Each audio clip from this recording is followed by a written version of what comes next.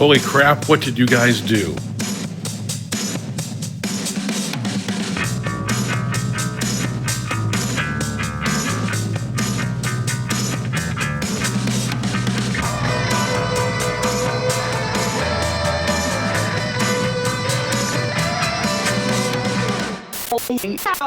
Hi, everybody, and welcome. It is Chaz. How are you? Julie and I woke up today and found out that we have hit 100 subscribers on YouTube. So thank you from Julie and I to every single one of you who have subscribed, who have left comments, who have liked our videos and have been following us on social media. Thank you so much. It really means a lot. As you know, we're doing this because of our passion for music. Our channel's not monetized, so we're really doing it just to help people out. As some of you know, we've been in the process of moving to a new studio, so we could give you a little update here. So things are messy, there's construction going on, but let me take you through. So I am in the Tiffany Room, and we call it the Tiffany Room because of our dear friend Tiffany Bartz, who is the one who helped us find this place, actually, unintentionally, but she helped us find it. This room is sort of a family room that's going to be a lounge area and a family room for visiting artists. And it's a big room, really high ceilings, fireplace, my Frank Lloyd Wright couch and some Mission furniture, and of course going out to the deck, which needs to be swept. Yes, we are in the woods. We are clearly in the woods. So this room, when it was owned by the previous owner, Dr. Morand, he had this second kitchenette put in with this cool little door. And when he would have parties, he would have a bartender and caterers back here serving food out to the guests. So there's this little second kitchen here, and next to it there is a closet.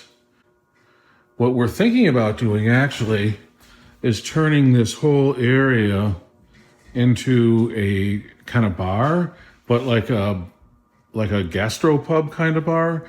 So there'd still be kitchen stuff here. There'd still be a stove, a grill, but an actual bar with a counter here. So we could line up like 4 stools. People can hang out. You know, if it's wintertime, you can sit at the bar by the fire. If it's summertime, you can go outside. This is facing west, so the evening sun comes in here. And actually, through the trees, you might be able to see a little of the sun. I'm not sure.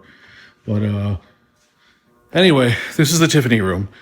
Yeah, we've started moving stuff in, as you can see. So an armoire with a TV and video games and DVDs. Does anybody still do DVDs? Anyway. All right, so as I exit the Tiffany Room, walking through what's going to be the stringed instrument room, which is dark now, into the new control room. And this room is 26 feet wide by, I think, 18 feet deep, something like that. So when the doctor owned it, this was one of his 2 living rooms. There's a west-facing wall, and it's big. Hopefully you can catch this. So we're turning toward the north and toward the fireplace. And as you can see, yes, construction and demo is in progress. So this whole area is going to be updated. And up on the ceiling here, this whole area that you see it's ripped out, above here is a loft. And what we're doing is blowing all of this out. So from the listening spot here, it'll go up another like 6 feet or something, or 8 feet. There'll be a huge, huge spot here. You can see on the floor, I've already started putting in some lines as to where I'm going to put some acoustic treatment and either some tube trap, turbo trap style things, or I may just build something too out of stud work. Because this is a architecturally cool property. We're thrilled to have it, and we want to maintain the vibe and be respectful to what the previous owner had already done, which is take an old 1940s log cabin or hunting lodge and converting it into this, monstrous, gorgeous place in the woods. with multiple levels and solariums, and it's just really cool. So anyway, I've got a listening spot kind of measured out. We've started and we're making some progress here, and yeah, that's all got to get gutted. Okay, as I exit the control room, we're going into what's going to be tracking room or live room, actually one of several. As you know, some of you have been watching and following us, we have started moving. This room is about 30 feet long by, 18 feet, maybe a little wider. Let me do you a little pan. Plus, it's got the high, 14-foot ceiling, something like that. So let me give you a quick little look here. And yes, it's packed.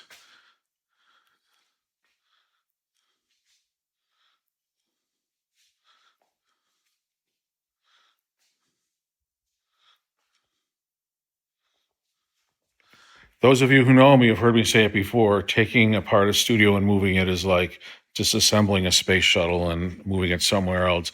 Besides all the wiring and all the gear, there's 6 drum sets, 4 dozen plus stringed instruments, and just music stands, mic stands, all kinds of nonsense. So we got a new security system in and a whole bunch of cameras and a whole bunch of stuff, and we're here all the time, and the 3 of us are splitting duty between the 2 places. So there's always someone here and always somebody working on something. And so it's a lot of work. It's like the back of a semi for a Stones tour. Okay, I'm leaving the tracking room live room, going into what used to be a dining room that we have converted into a keyboard room. There is a Yamaha electric piano. There's a Wurlitzer. There's a Rhodes. There's I think that's a Leslie back there. Keyboard stand. So we were pretty much going to use this for keyboards and for overflow from other things. And I know it's probably a little dark. And off this room is a solarium. You can open these doors up, and it literally goes from the far end of the house, the end of the tracking room, which is a 30-foot room, through this room, which I think is 16 or 18 feet long, and into this, which is a solarium. And you might be able to tell that my voice sounds different in here. So we have 3 solariums in the property. So what we're thinking is, because this one is right off the keyboard room, the main live room, and you get really cool echo in here, or actually reverb. We're probably going to leave this as sort of a multi-use room, but we definitely want to take advantage of this cool sound effect that comes with the place. Okay, I'm entering the part of the house. It's the original cabin, and if you look up, you can see the original log cabin structure. And Dr. Moran, who owned the place, had retained as much of the cabin as he could and just built around it. So this is literally encapsulated inside of another house. So it's really kind of cool how he did it. So what we're going to do with this room is use it as sort of a lobby, sort of a greeting room, because the kitchen is off of it. The main gigantic dining room is off of it. And there is construction going on. So Julie is here. If you hear sound in the background, I'm sure she doesn't want to be on camera at the moment. There she is. So anyway, this is a really big room too. And as you can see, we have a new refrigerator in, and we have an Aga. So for people who aren't from the UK, Agas are these really cool stoves that each oven compartment is cast iron, and when it heats up, everything inside cooks evenly from all sides. So they're amazing, wonderful things, and they're sort of, I don't want to say it's like a gourmet thing or something, but they're really nice, and they have these cool cooktops, which you can actually put pots and pans on, and you can cook on them too. So we have an Aga. This area over here is a kitchen. The kitchen that was here was usable, and it was a cool kitchen, but It really hadn't been upgraded since probably the 60s, maybe early 70s. There were two dishwashers in it. We've joked that one of the dishwashers, it was so nice, and it was definitely from the 60s, that it was like Neil Armstrong's dishwasher. And it was, I mean, the thing was like built like a tank. But the kitchen needed some updating, and there's some wiring issues that were discovered. So the kitchen's being updated with new appliances. So yeah, we're pretty excited about it. And again, the kitchen here is part of the old original cabin. So this was the old northwest corner of the cabin. And as you look here, look down, you can see where some of the old log cabin exterior was still here. This used to be an actual exterior window. And then they just encapsulated the old cabin and built around it. So this is looking into the live room. So this, what used to be window, is going away. And let me turn the light on here, so just so you get your bearings. So this is the live room, and that's like 30-something feet away back in the corner. So that's that. And yes, construction, wiring, fixing things, getting some things updated, lots of work. So this is one of those homes that has a name, like Falling Water or something. This house was called Myrtle Bank, or is called Myrtle Bank. Dr. Moran, who was the previous owner, had left a really cool old-timey map, and the family, his estate, left a picture here. And this is the original cabin from the 1940s. It's the woods have certainly gotten a lot thicker since then, but this corner here is that northwest corner I was just talking about. That window there is actually that window over there that I said we're going to board up because it goes into the new live room. So that's that. But it's a really cool place, and if you've seen pictures of what it looks like now, it doesn't look like that because it's just like boom, boom, boom, boom, boom, stuff all over the place. Once Dr. Moran bought it, I think in the late 50s, he started doing really cool stuff to it. So that's where we're at now, pulling cables, pulling wires, doing all kinds of cool stuff. There's a whole new well system put in because we are out in the country. There's no town water. There's no septic here. And we're in the town of Wales, New York, and Wales, New York likes to pride itself on not having any town water or sanitation. So everybody here is living off the land, so to speak, which is kind of cool. It's a right to farm town, so there's a lot of agriculture around. And any business who's here, any family who's here, anyone who's here, you get your water out of the ground and you have septic tanks. It's rural, but we're 15 minutes from the New York State Thruway, 20 minutes from downtown Buffalo, maybe 20, 25 minutes from the Buffalo airport. So it's really not that far out. So now I'm outside. Let me give you a little look. And there's a walkway going down. And the house. There is the northeast solarium there.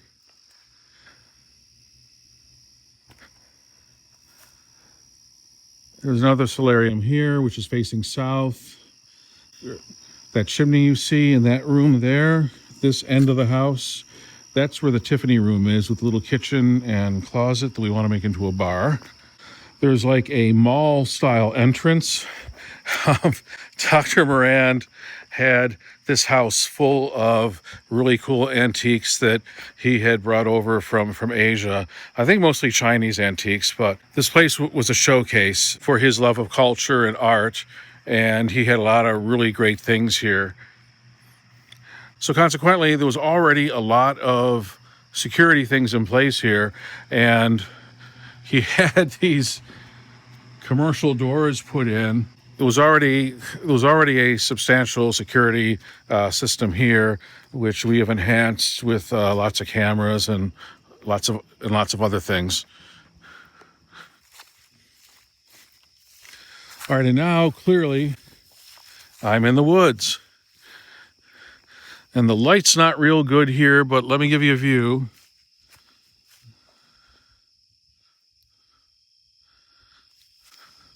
So there's this Brady Bunch looking deck here. And yes, we're doing work and cleaning and all that. So somebody's squawking up in the trees. So actually that light through the window up there, that is the Tiffany Room that goes out onto the deck and to the western solarium. So there's this really cool fireplace here, which is awesome. So anyway, this place definitely has a mid-century vibe to it, you know, and it's an interesting mix because of the original log cabin. There's like this Americana feel, but then the doctor, because of his love of Asian art, there's certainly things that remind me of like Chinese or even Japanese architecture. And that mid-century thing, there's, you know, you can certainly see the influence that Japanese architecture had on people like Frank Lloyd Wright and some of the other folks doing mid-century homes and things. So this definitely has that kind of vibe to it. Anyway, I am back in the Tiffany Room, and I think I'm going to wrap things up here, but as you might imagine, we've got a lot of work to do, and we're trying to stay busy and trying to take care of clients as best that we can. So yeah, this was pretty random. I apologize, but I really wasn't expecting that we were going to hit 100. And I did want to say thank you. And Julie's like, yeah, we got to thank everybody. So again, everybody, thank you so much. It really means a lot. And let us know in the comments if you want to see videos of us working on the new place, you know, more mixed tips. If you have ideas, let us know. If you have things you can share with others, please do it. Anyway, thanks again, everyone. It really means a lot, so thank you. So with that, peace, love, and Ringo. Be good to each other. I'm out. Bye.